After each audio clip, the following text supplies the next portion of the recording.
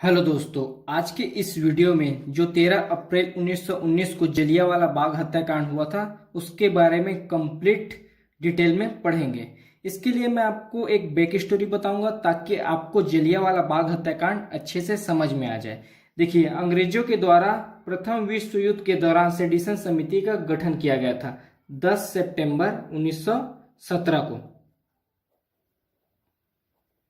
देखिए, सेडिशन समिति का गठन क्यों किया गया था ये देखते हैं। देखिए, इस समय के युवा वर्ग थोड़े उग्र प्रवृत्ति के होते जा रहे थे और क्रांतिकारी आंदोलन में ज्यादातर भाग लेने लगे थे और अंग्रेजों के प्रति असंतोष की भावना थी, जिसके कारण अंग्रेजों ने क्रांतिकारी आंदोलन की जांच के लिए सेडिशन समिति का गठन किया था। सेडिशन समिति का अध्यक्ष बनाया गया सर सिडनी रोलेट और इसका उद्देश्य था भारत में क्रांतिकारी आंदोलन की जांच करना, क्रांतिकारी के ठिकानों का पता लगाना, उनके उद्देश्य का पता लगाना और उनकी नीतियों का दमन करना। देखिए, सेडिशन समिति 2 साल बाद एक कानून पेश करेगी 17 मार्च 1919 को, रोलेट एक्ट। 17 मार्च 1919 को सेडिशन समिति के द्वारा एक कानून पेश किया जाएगा, रोलेट एक्ट। इस रोलेट एक्ट में क्या था जिसका विरोध पूरे भारत में हो? देखिए, रोलेट एक्ट के तहत अंग्रेज सरकार किसी भी व्यक्ति को बिना मुकदमा चलाए जेल में बंद कर सकती है, जिसके कारण इसका विरोध पूरे भारत में हुआ और 6 अप्रैल 1919 को महात्मा गांधी ने रोलेट सत्याग्रह स्टार्ट किया। रोलेट एक्ट के विरोध में महात्मा गांधी के द्वारा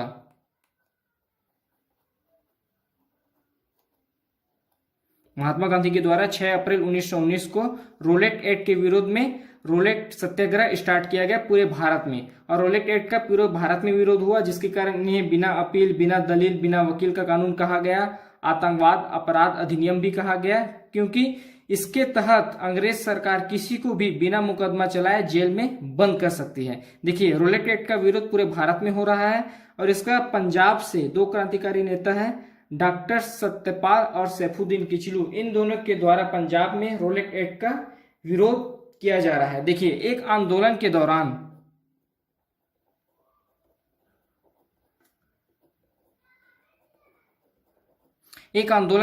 डॉक्टर सत्यपाल और सैफुद्दीन किचलू को गिरफ्तार कर लिया जाता है। रोलेट एक्ट के विरोध में डॉक्टर सत्यपाल और सैफुद्दीन किचलू एक आंदोलन कर रहे थे, जिसके बाद डॉक्टर सत्यपाल और सैफुद्दीन किचलू को गिरफ्तार कर लिया जाता है। उसके पश्चात इन दोनों की गिरफ्तारी के विरोध में जो आंदोलनकारी हैं, जलियांवाला बाग में 13 अप्रैल 1919 को जलियांवाला बाग में एक सभा का आयोजन करते हैं। देखिए, जलियांवाला बाग के बारे में पहले आपको बता देता हूं। यह एक गार्डन है जिसमें यहां आने और जाने का एक ही मार्ग है। यहां आप जिस मार्ग से अंदर जाएंगे उसी मार्ग से आप बाहर आएंगे। और यह जलियांवाला बाग 10 फीट दीवार से घिरा हुआ है। तो यहाँ पर डॉक्टर सत्यपाल और सैफुद्दीन किचलू की गिरफ्तारी के विरोध में जलियांवाला बाग में एक सभा का आयोजन किया जाता है। ये दिन है 13 अप्रैल 1919, बैसाखी त्योहार का दिन है।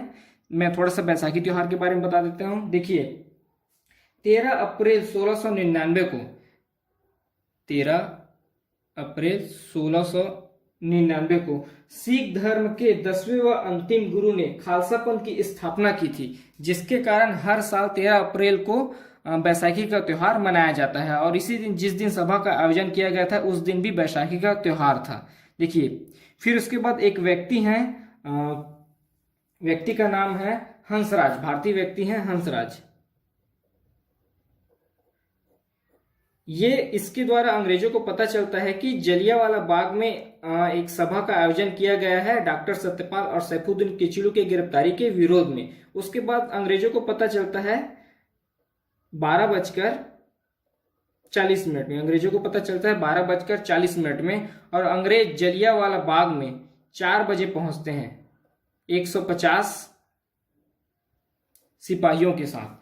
जलियांवाला बाग में अंग्रेज पहुंचते हैं 150 सिपाहियों के साथ। उसके बाद जनरल ओ डायर के आदेश पर जनरल रेजिनाल्ड डायर ने, जो वहां निहत्थे आंदोलनकारी हैं, उन पर 10 मिनट तक फायरिंग करते हैं, 1650 राउंड, जिसमें कई आंदोलनकारी मारे जाते हैं। कुछ आंदोलनकारी भगदौड़ में मारे जाते हैं और कुछ घायल हो जाते हैं। उसके बाद देखते हैं जो ये जलियांवाला बाग हत्याकांड हुआ इसके पूरे विश्व में निंदा हुआ, भारत में भी इनका निंदा हुआ और पूरे विश्व में भी जलियांवाला बाग का निंदा हुआ। उसके बाद देखते हैं व्यक्तिगत विरोध, जलियांवाला बाग का व्यक्तिगत विरोध। देखिए जलियांवाला बाग हत्याकांड होने के बाद डॉक्टर रविन्द्रनाथ टैगोर ने नाइटहुड की उपाधि त्याग दी। डॉक्टर रविन्द्रनाथ टैगोर ने नाइटहुड की उपाधि त्याग दी। उसके बाद महात्मा गांधी के द्वारा कहा गया कि जलियांवाला बाग हत्याकांड के बाद यह ब्रिटिश साम्राज्य की अंत की शुरुआत है।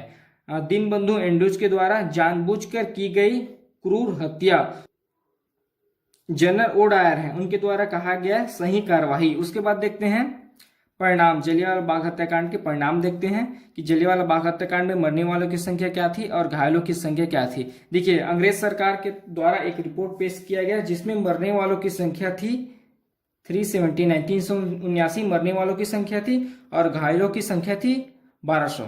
लेकिन जो हमारे क्रांतिकारी नेता हैं उनको यह रिपोर्ट गलत लगी और फिर से इनके जांच करने के लिए अलग कमेटी का गठन किया गया। उसके बाद देखते हैं तहकीकात कमेटी जो मदन मोहन मालवीय के द्वारा के नेतृत्व में आया था, उसमें मरने वालों की संख्या थी 1300 और घायलों की संख्या थी 2200।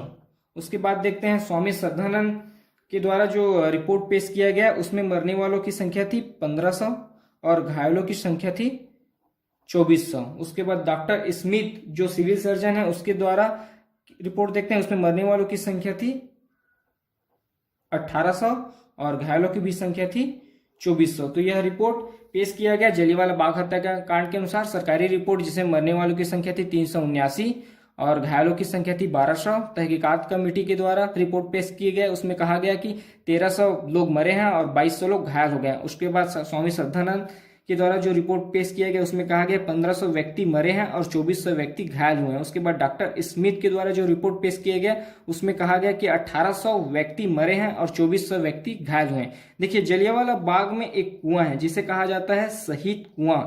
वहां पर जब आप जलियांवाला बाग में जाओगे तो वहां पर एक बोर्ड टंगा हुआ है, उस बोर्ड में लिखा गया है कि जलियांवाला बाग के कुएं से 120 लाश निकाले गए हैं। जो आंदोलनकारी हैं उनके 120 लाश वहां से निकाले गए हैं। जब जलियांवाला बाग में अंग्रेज फायरिंग कर रहे थे तो कुछ लोग अपनी जान बचाने के लिए इस कुएं में कूद गए थे, लेकिन वह अपनी जान नहीं बचा पाए यहां से, और कुछ लोग भगदड़ में कुएं में भी गिर गए थे। तो यहां से 120 लाश निकाले गए हैं, ऐसा वहां के बोर्ड में लिखा हुआ है। और वहां की जो दीवार है वहां आज भी गोलियों के निशान मौजूद हैं, आप जब भी जाएंगे देख सकते हैं। उसके बाद देखते हैं जलियांवाला बाग हत्याकांड के बाद कैक्सटन हॉल हत्याकांड। देखिए यह जलियांवाला बाग हत्याकांड से ही संबंधित है, इसी कारण इसको जलियांवाला बाग के टॉपिक में ही पढ़ा रहा हूं मैं। देखिए 13 अप्रैल 1940 को एक व्यक्ति हैं, एक क्रांतिकारी व्यक्ति हैं सरदार उधम सिंह। जब जलियांवाला बाग हत्याकांड हुआ सरदार उधम सिंह बच्चे थे। अब ये जलियांवाला बाग हत्याकांड के लगभग 21 साल बाद सरदार उधम सिंह, यह जब जलियांवाला बाग हत्याकांड हो रहा था तो ये जलियांवाला बाग में उपस्थित थे और सरदार उधम सिंह को भी गोली लगी थी। उस समय यह प्लानिंग करते हैं जनरल रेजिनाल्ड डायर को मारने का। और जलियांवाला बाग हत्याकांड के लगभग 21 साल बाद उसी दिन 13 अप्रैल 1940 को जब जनरल रेजिनाल्ड डायर जो जलियांवाला बाग हत्याकांड में गोली चलाने का परमिशन दिया था, वो एक सभा को संबोधित करने के लिए खड़े होते हैं और सरदार उधम सिंह उनकी गोली मारकर हत्या कर देते हैं कैक्सटन हॉल लंदन में। तो ये थी जलियांवाला बाग हत्याकांड की सारी घटनाएं। एक बार और देखते हैं जलियांवाला बाग हत्याकांड की सारी घटनाएं। देखिए अंग्रेजों के द्वारा सेडिशन समिति का गठन किया गया 10 सितंबर 1917 को क्रांतिकारी आंदोलन की जांच के लिए। यह सेडिशन समिति 2 साल बाद एक कानून पेश करती है, रोलेट एक्ट 17 मार्च 1919 को, जिसके तहत अंग्रेज सरकार बिना मुकदमा चलाए किसी को भी जेल में बंद कर सकती है।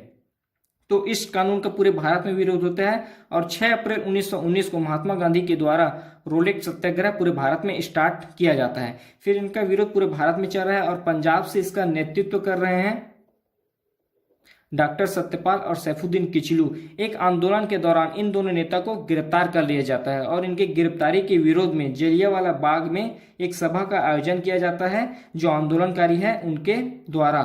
और इसी दिन 13 अप्रैल 1919 को बैसाखी त्योहार का भी दिन था। जब ये बाग में पहुंचते हैं फिर एक व्यक्ति हैं, भारतीय व्यक्ति हैं हंसराज, इनके द्वारा अंग्रेजों को पता चलता है कि जलियांवाला बाग में सभा का आयोजन किया जा रहा है। फिर जनरल ओ डायर के आदेश पर जनरल रेजिनाल्ड डायर ने अपने सिपाहियों को फायरिंग का आदेश दे देते हैं। उसके बाद 10 मिनट तक 1650 राउंड अंग्रेज सिपाही आंदोलनकारी पर फायरिंग करते हैं, जिसमें बहुत सारे आंदोलनकारी मारे जाते हैं और घायल हो जाते हैं। उसके बाद एक रिपोर्ट पेश होती है, जिसमें सरकारी रिपोर्ट में 379 आंदोलनकारी मारे गए हैं और 1200 आंदोलनकारी घायल हो गए हैं। उसके बाद तहकीकात कमेटी की रिपोर्ट पेश होती है, जिसमें 1300 आंदोलनकारी मारे गए हैं और 2200 आंदोलनकारी घायल हो गए हैं। उसके बाद स्वामी श्रद्धानंद के द्वारा एक रिपोर्ट पेश की जाती है, जिसमें 1500 आंदोलनकारी मारे गए हैं और 2400 आंदोलनकारी घायल हो गए। उसके बाद डॉक्टर स्मिथ के द्वारा रिपोर्ट पेश किया जाता है, जिसमें 1800 आंदोलनकारी मारे गए हैं और 2400 आंदोलनकारी घायल हो गए हैं। उसके बाद इसका व्यक्तिगत विरोध होता है। डॉक्टर रविंद्रनाथ टैगोर नाइटहुड की उपाधि त्याग देते हैं और महात्मा गांधी के द्वारा कहा जाता है कि यह ब्रिटिश साम्राज्य के अंत की शुरुआत है। और दीनबंधु एंड्रूज के द्वारा किया जाता है कि जानबूझकर की गई क्रूर हत्या और शंकर नारायण ने कार्यकारिणी परिषद से त्याग